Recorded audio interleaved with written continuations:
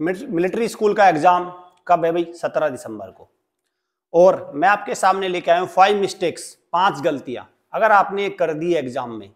मैं बात कर रहा हूं जो परीक्षा हॉल के अंदर आप बैठे हुए हैं, बच्चा जब परीक्षा दे रहा है, उसने अगर ये 5 गलतियां कर दी तो आप समझो कि जो दौड़ है, जो सिलेक्शन की दौड़ है, और दौड़ में कंपटीशन बहुत है भाई, बहुत तगड़ा कंपटीशन है, तो इस दौड़ से आप बाहर हो जाओगे। वैसे तो मेरा मानना ये है अगर इनमें से एक भी कर दी तो भी दौड़ से बाहर हो जाओगे, लेकिन 5 अगर कर दी तो फिर उसमें सोचना भी मत, फिर आप समझ लो कि बस आपका वो चांस चला गया। तो मेरा टारगेट इस वीडियो में यही है कि मैं बच्चों को बताऊं कि वो 5 गलतियां कौन सी है जिनके आसपास भी आपको एग्जाम में नहीं जाना है, जिनसे आपको दूरी बना के रखनी है। ठीक है, चैनल को सब्सक्राइब कर लो, बेल आइकन पे क्लिक कर लो। ये छठी गलती है, इसको मत कर देना। चैनल को सब्सक्राइब करके बेल आइकन पे क्लिक जरूर कर लो। पता चला ये गलती भी आप बराबर दोहरा रहे हो, क्योंकि यहां से मिलती है आपको काम की जानकारी।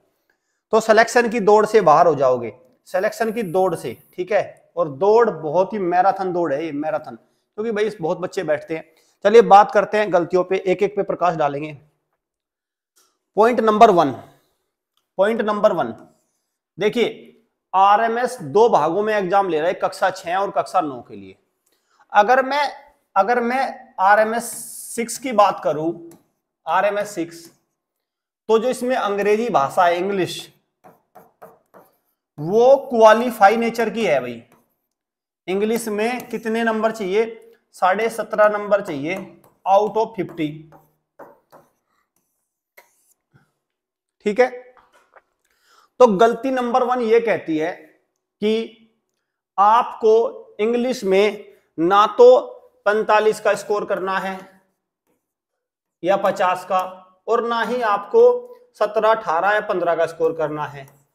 आपको एक ऐसा स्कोर करना है जिसमें आप पास भी हो जाएं और आपका समय भी बर्बाद ना हो। मतलब सीधा सीधा समझो कि आपका स्कोर 25 के आसपास जिस बच्चे का स्कोर है, इसका मतलब उसने समय का बिल्कुल सदुपयोग किया है। जिस बच्चे का स्कोर इंग्लिश में 25 नंबर है आउट ऑफ 50, इसका मतलब उसने अंग्रेजी को कम समय में और उसने बिल्कुल फ्रूटफुली टैकल किया है। ठीक, बात कर रहा हूं मैं कक्षा 6 की। हावेवर कक्षा 9 में अगर मैं बात करूं तो ये स्कोरिंग है, सारे क्वेश्चन करने हैं, प्रॉपर समय देना है, और उसमें तो कोई डाउट नहीं होना चाहिए। ठीक है, तो कक्षा 9 में आपका इसको प्रॉपर टाइम देना है। ठीक, टाइम देना है सब कुछ, ये 50 के मार्क्स ऐड होंगे। लेकिन कक्षा 6 में आपका स्कोर वही 20 से लेके 30 के बीच का स्कोर होना चाहिए। ये एक रेस्पेक्टिव स्कोर है, बढ़िया रेस्पेक्टेड स्कोर है, बढ़िया। ठीक है, लेकिन अगर आप मान के चलो कोई बच्चा ला रहा है 45, कुछ नहीं मिलने वाला, कोई मेडल नहीं मिलने वाला। 45 ना ये नंबर जुड़ेंगे।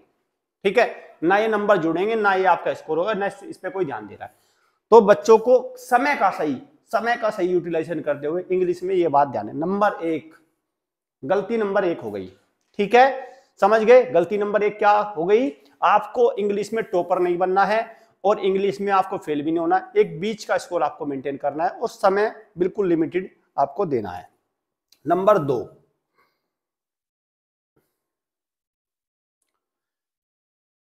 70% बच्चे इसका शिकार हो जाते हैं, गलती नंबर 2 का, 70% लगभग।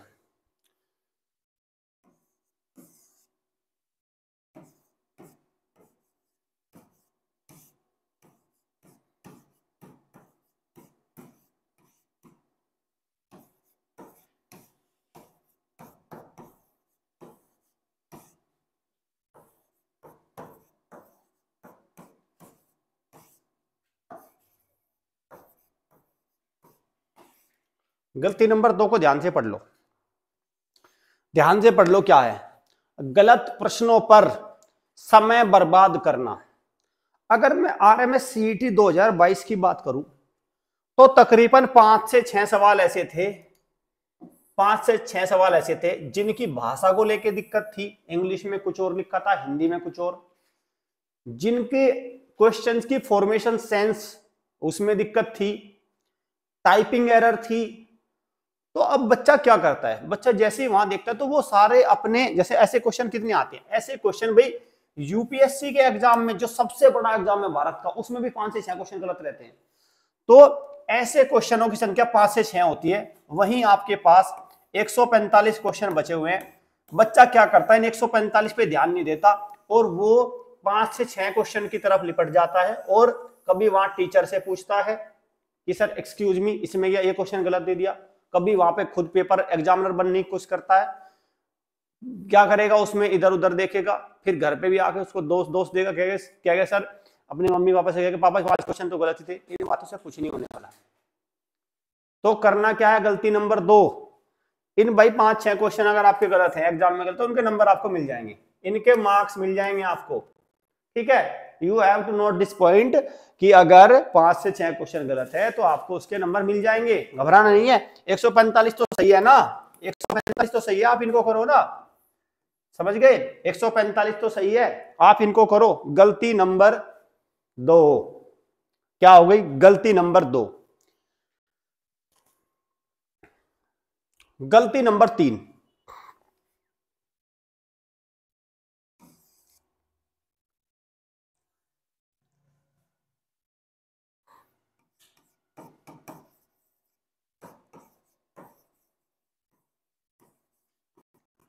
Time management.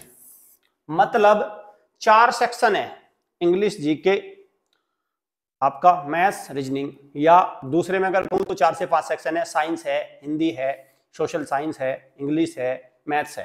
ठीक है, आपको यह ध्यान रखना है कि आपके पास 2 आवर्स 30 मिनट है, 2 आवर्स 30 मिनट है, और इंक्लूडिंग OMR सीट भरने के साथ, OMR सीट के साथ है ये, कभी समझो OMR सीट के लिए अलग से समय मिलेगा। ठीक, तो आपको ध्यान ये रखना है आपका टाइम मैनेजमेंट क्या होना चाहिए। मैं ये भी बता देता हूं क्या होना चाहिए। देखो भाई, सब्जेक्ट वाइज लिख देता हूं मैं, सब्जेक्ट वाइज लिख देता हूं मैं, टाइम मैनेजमेंट कितना समय एक बच्चे को लगना चाहिए। और वहां पे या तो घड़ी रहती है, घड़ी अलाउ होगी, डिजिटल वॉच के अलावा नॉर्मल घड़ी अलाउ होगी, या आप वहां पे वो घंटा लगा होगा, तो उसमें ध्यान रखना। तो देखो कितना समय किसको जाएगा। मैं पहले 6 की बात कर रहा हूं और फिर 9 की बात करूंगा। ये मैंने चार्ट बना दिया, 4 सेक्शन है, यहां पे लिख रहा हूं मैं इंग्लिश, यहां पे लिख रहा हूं मैं आपका मैथ्स, यहां पे मैं रीजनिंग, और यहां पे आपका जीके। ठीक, जीके के क्वेश्चन को बहुत ही आराम पढ़ने से भी आपके, मैं मान के चलता हूं कितने, 15 मिनट। ठीक है, जिसने हमारे सैंपल पेपर ले रखे होंगे उन्होंने टेस्ट भी कर लिया, ऐसे ही हो रहा है। ठीक है, रीजनिंग के क्वेश्चन 50 क्वेश्चन करने के लिए आपको देना अधिकतम 40 मिनट, 40 मिनट का समय है। ठीक है, एनालॉजी वगैरह क्वेश्चन है। मैथ्स के क्वेश्चन करने के लिए आप देंगे 40 मिनट, और इंग्लिश के क्वेश्चन करने के लिए देंगे आप 30 मिनट। ठीक, अगर मैं बात करूं 40 और 40 80 और 30 110 और 15 125, टोटल समय कितना है आपके पास, 150। तकरीबन 15 मिनट आपके लगेंगे OMR सीट को भरने में। 15 मिनट OMR सीट, 15 से 20 मिनट मान के चलो, 15 से 20 मिनट OMR सीट। ठीक है, 15 क्या 20 ही लग जाते हैं, 20 ही मिनट कह लो आप, 20 मिनट आपको लगेंगी OMR सीट को भरने में। ठीक है, OMR सीट भर गई, बचे कितनी, 5 मिनट। 5 मिनट में कुछ क्वेश्चंस आपने मार्क कर रखे होंगे जिनको आपको रीचेक करना होगा, कि कहीं मेरे से उसको रीचेक देखना होगा, या कुछ आपने उसको बाद में तुक्का मारने के लिए भी बाद में कि दो ऑप्शन एलिमिनेट कर रखे हैं ये। तो इस तरह की चीजें 5 मिनट में आप अटेंडेंस वगैरह चेक करोगे, सब कुछ आपने सही है कि नहीं, कुछ छूट तो नहीं गया, इस तरह से आप चेक करोगे। तो ये होगा पूरा पेपर का पैटर्न। ये तो हो गया आपका कक्षा 6, ये है क्लास 6 का, ये हो गया क्लास 6। अब बात करता हूं मैं क्लास 9 की।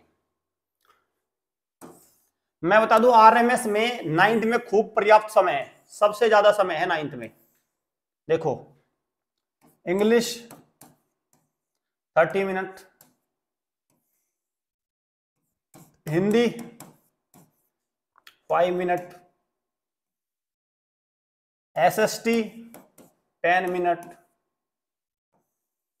साइंस 20 मिनट, मैथ्स 50 क्वेश्चन है आपका 60 मिनट। 30, 5 35, 10 45, 45 और 20 65 और 60, तो आपके पास बच गया भाई 125। ठीक, ठीक है भाई, ठीक है। और सॉरी 125 से भी कम है, बल्कि 20 10 30 30 60, हाँ ठीक है, ठीक है। 125 और समय कितना है 150।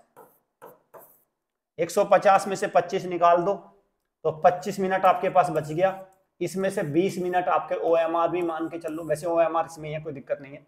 और 5 मिनट में मैथ्स के 1-2 क्वेश्चन आपके फंसे हुए हैं, टफ वाले क्वेश्चन, आप उनको निकालोगे। तो अगर मैं कक्षा 9 की बात करूं तो प्रॉपर टाइम है, ये टाइम मैनेजमेंट होना चाहिए। अब लेट अस सपोज बच्चे ने क्या किया भाई, लेट अस सपोज बच्चे ने क्या किया, उसको पता ही नहीं क्या चल रहा है। सबसे पहले तो सारा समय तो यहां बर्बाद करके बैठ गया, ठीक। या उसने जनरल नॉलेज में क्या करे, जनरल नॉलेज में मान के चलो उसने 30 मिनट खर्च कर दिए यही सोचने में कि मैं ये लगाऊं, कभी ये, उसमें जनरल नॉलेज में सोचना तो कुछ है नहीं। तो बस समझो कि रेस से बाहर हो गया हो, समझो रेस। अगर उसने 15 मिनट से 1 सेकंड भी फालतू खर्च कर दिया जीके पे, बाहर हो गया रेस से, आउट ऑफ द रेस है। फिर क्या होता है, जब बच्चा यहां से समय बचाता है तो वो यहां पे समय खर्च करता है, यहां पे। इनमें भी इंडिविजुअली टाइम में भी थोड़ा आपको ध्यान रखना होगा कि इससे ज्यादा ना जाए। पहले फेज में इनमें टाइम फेज वाइज देना होता है। 20 मिनट पहले फेज में 20 मिनट यहां दीजिए, 20 मिनट यहां दीजिए। फिर सेकंड फेज में जाता है 20 मिनट यहां पे, 20 मिनट यहां पे। इसमें भी फेज वाइज टाइम होता है। जब हम हॉस्टल एकेडमी में अपनी तैयारी कराते हैं तो इन सारी चीजों को बच्चों को देखो। मैं पेरेंट्स से आपसे एक बात कहना चाहूंगा, जो पेरेंट्स अपने बच्चों को तैयारी करा रहे हैं, देखिए ये बात जैसे मैंने बोर्ड पे लिख दी इतनी सामान्य बात नहीं है। इसको बच्चे की हैबिट में लाने के लिए समय लगता है। मैं आपको बता रहा हूं, आप कोशिश करोगे अपने बच्चे पे अप्लाई करने की, लेकिन इसको समय लगता है, हैबिट में आने में समय लगता है। इसलिए जितना आसान ये लिखा हुआ चार्ट दिख रहा है, ये इतना मुश्किल भी है, ये मुश्किल भी है। ठीक है, गलती नंबर 3 हो चुकी है। गलती नंबर 4 पे आते हैं।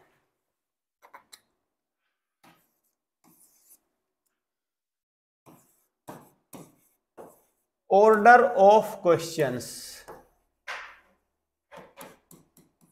मतलब बच्चा एग्जाम में क्वेश्चंस को किस लेवल में कर रहा है, कैसे कर रहा है। देखो इसमें 3 फेज में एग्जाम को अटेम्प्ट करना है, पहला, सेकंड, थर्ड।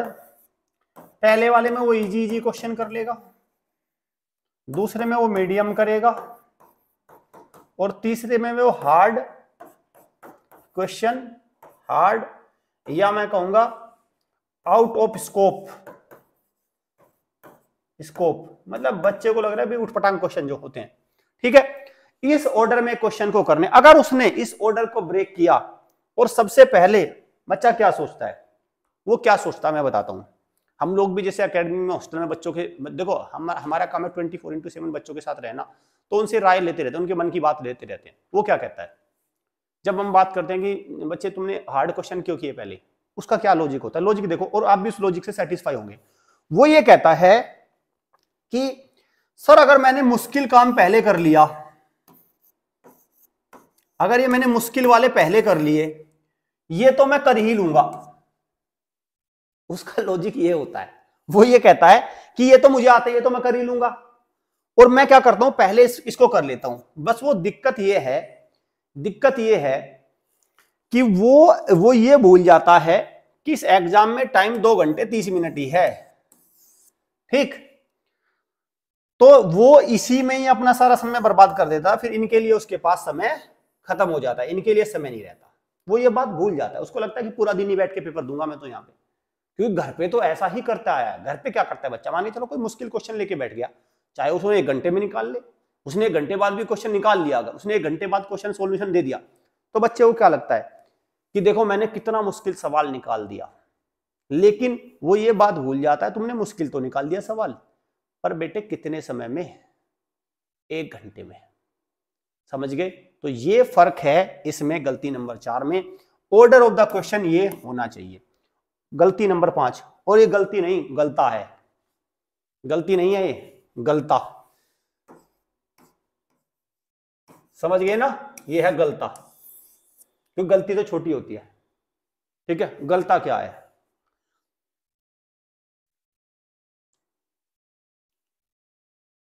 जब बच्चा एग्जाम में उसके पास जो शीट होती है, जो पूरा अटेंडेंस शीट, वो जो मिलता है सारा कुछ, उसमें मान के चलिए उसके पास OMR शीट है, OMR शीट है। अब जाहिर सी बात है भाई, OMR शीट में अटेंडेंस वगैरह भरनी है, और लेट अस सपोज उससे धोखे से कोई एक बबल गलत भरा गया। अब बच्चा क्या करता है, वो ऐसा नहीं है इस बबल को गलत भरने पर वहीं बात खत्म कर देगा, नहीं, जैसे ही वो गलत भरा जाएगा उससे बबल, तब वो पैनिक में आ जाएगा और वो क्या करेगा, टीचर से बात करेगा, सर मेरा एक गोला गलत भर गया, क्या मैं फ्लूइड यूज कर सकता हूं? या उसको वो पेंसिल से रब करने की कोशिश करेगा, या कुछ और सोचता रहेगा कि मैं उस गोले को ठीक करे करूं।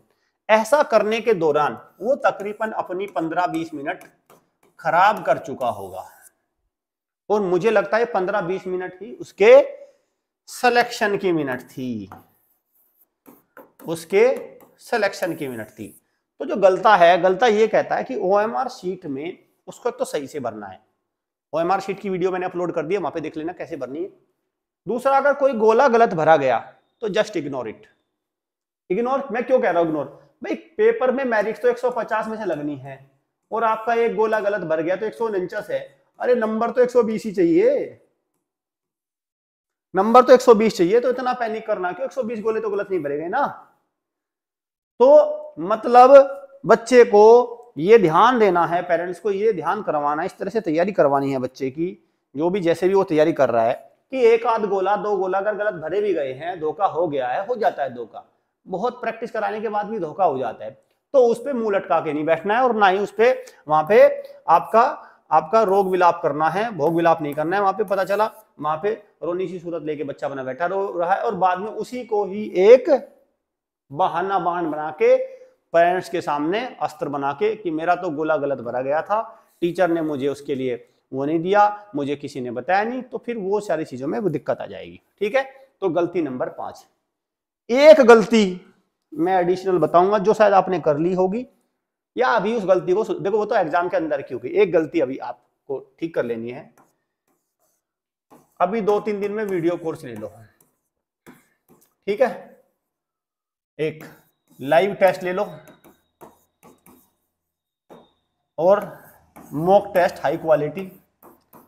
और क्या नहीं करना है, अब इनमें क्या, ये तो करना है, ये तो हो गया करना, ठीक है, और क्या नहीं करना है वो भी बता दूं। ये कैसे मिल जाएंगे, 9528827121 27121 95, इस नंबर पे कॉल करके आप ले लो। और क्या नहीं करना है, आपको अभी अंधी दौड़ से बचना है। आजकल बच्चा कर क्या रहा है, अभी लेट अस सपोज ये फला चैनल है 1, यहां से जीके देखी, उसको चला के बैठ गया। फला चैनल है 2, ठीक, इसमें कुछ क्वेश्चन आए, किसी महाराज ने डाले, क्योंकि महान मूर्ति तो बहुत है ना आजकल। आज की डेट में क्या हो रहा है, हर बंदा क्रिएट चैनल करता है यूट्यूब पे चैनल ओपन करता है, 5 दिन पढ़ाता है, 10वें दिन गायब। ऐसे कम से कम आप 100 से 200 अकेडमी देख लोगे कि चैनल बनाते हैं और गायब। चैनल क्रिएट करे, और वो करते क्या हैं ये भी समझो, और बच्चा उनके बहकावे में कैसे आता है। मान के चलो देखो भाई, कुछ चैनल तो ऐसे हैं, जो कुछ अकेडमीज तो ऐसी है जो एस्टेब्लिश है, अच्छे से प्रोफेशनल बेसिस है। हमारी अकेडमी है, पूरी तरीके से काम होता है, यहाँ पे वेबसाइट भी है, ऐप भी है, अब हमारा यूट्यूब चैनल भी है, खूब बड़ा कैंपस भी है, 25, 30, 40 लोगों का स्टाफ की टीम भी है। तो एक तो ये हो गया। लेकिन ज्यादातर अकेडमी क्या कर रहे हैं, आएंगे, आने के बाद उनको 50 क्वेश्चन उनको अच्छे लगेंगे, 50 मान के चलो उन्होंने कलेक्शन बनाया 100 क्वेश्चन का, और वे 100 क्वेश्चन उनकी पसंद के हैं। उस टीचर को अरे ये क्वेश्चन तो बहुत अच्छा है, ये तो आ सकता है एग्जाम में, वो क्या करेगा, अच्छा इसको तो मैं इसको डालूंगा मैं, ये देगा टीचर। भाई सच्चाई बात ये है, बस एक बार ये देख लिया करो कि जो उसने पहली बार 100 क्वेश्चन डाले थे, क्या उसके एक क्वेश्चन में ढिल्ला भी आया कोई? तो आपको बड़ा देखो, आपको जिस भी टीचर से पढ़े तो लगातार पढ़ो उससे, सो दैट, ठीक है, और एक कंसिस्टेंट टीचर से पढ़ो, एक जमी हुई चीजों से पढ़ो जिनके पहले रिजल्ट हो। भाई ऐसी अकेडमी है जिनके पहले रिजल्ट है, खूब रिजल्ट दिए हैं उनने, जिनके रिजल्ट अच्छे हैं भाई उनसे पढ़ो। जिनके रिजल्ट ही नहीं आए, अपना पेपर देखा, लो मोस्ट इंपोर्टेंट 100 क्वेश्चन। अरे मोस्ट इंपोर्टेंट 100 क्वेश्चन है, तुम्हें ही तो इंपोर्टेंट लग रहे हैं, एग्जामिनर को इंपोर्टेंट लग रहे हैं क्या? पता चला बच्चा ये रकाद रख के दिमाग में चला गया, एक भी क्वेश्चन नहीं आया वहां से। ठीक, तो बच्चा क्या कर रहा है, मैं इसको बिल्कुल एकदम सीधा सीधा बता देता हूं। बच्चा 10-12 चैनलों पे लगातार ये भी देख लिया, ये भी देख लिया, ये भी देख लिया, ये भी देख लिया, ये भी देख लिया, सब देख लिया। ऐसा नहीं, ऐसे तो फिर आप एक किताब ले आओ एमसीक्यू की और सारे पढ़ दो, उसमें 10-20 हजार क्वेश्चन की एक किताब मिल जाएगी आपको, वो ले आओ और सारे पढ़ दो, क्या होगा उससे? उससे कुछ होने वाला है? तो बच्चे को अभी बहुत ही सिलेक्टेड पढ़ना है, उसको खासकर प्रीवियस ईयर के क्वेश्चन पढ़ने हैं, प्रीवियस ईयर क्वेश्चंस ये पढ़ने हैं, और बिल्कुल टू द पॉइंट एग्जाम के सिलेबस में रहना है, बिल्कुल टू द पॉइंट रहना है, इधर उधर की चीजों में आपको नहीं पढ़ना है। ऐसी कई, मैं ये नहीं कह रहा सारी अकेडमी, कुछ अकेडमी जैसी हैं जो अच्छा पढ़ाती हैं, अच्छी हैं, हम भी उसमें से एक हैं। हमारा भी कंटेंट आप पिछले जो आरएमएस का पेपर आया उसमें चेक कर सकते हैं, हमारी वीडियोज पढ़िए, कितने क्वेश्चन आते हैं, हर बार आते हैं। लेकिन कुछ तो ऐसे है अपना धक्का पेल वाली बात है, ठीक है, अपना कुछ करना नहीं, वो नहीं, उधर से अपना क्वेश्चन डाल देना, वो उनको सही लग रहे हैं क्वेश्चन, लेकिन वो एग्जाम में आते नहीं है। चलिए 5 गलतियां मैं उम्मीद करता हूं पेरेंट्स को, बच्चों को समझा देनी है, जो बच्चे देख रहे हैं उनको खुद से समझ लेनी है, 9th का बच्चा खुद ही समझ जाएगा चीजें। चलिए तैयारी में जुटे रहिए, और आपको आपकी हमारे चैनल की तरफ से, हमारी टीम की तरफ से हर संभव मदद बच्चों की तैयारी में होती रहेगी। Thank you students, thank you parents.